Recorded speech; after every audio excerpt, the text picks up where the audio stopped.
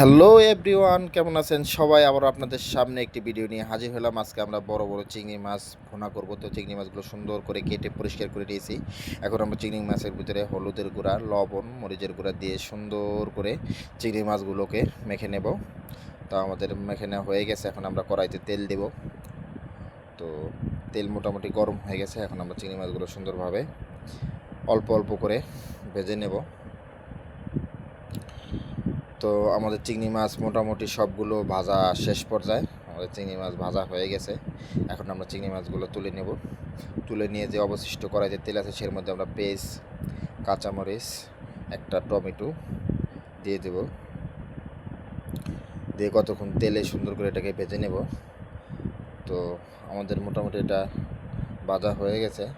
এখন আমরা আদা, রসুন, জিরা বাটা এগুলো দিয়ে সুন্দর করে আবার একটু কষিয়ে নেব পেস্টটাকে।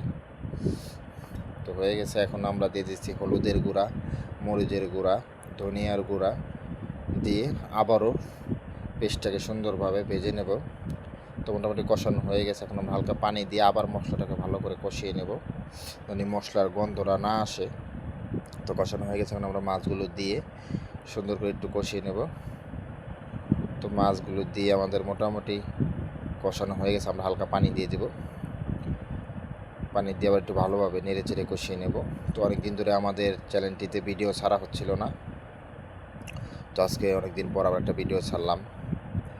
তো মোটামুটি চিংড়ি মাছ রান্না হয়ে গেছে। এখন আমরা জিরার গুঁড়া দিয়ে উঠিয়ে নেব। যদি আমাদের ভিডিও ভালো লাগে অবশ্যই আমাদের চ্যানেলটি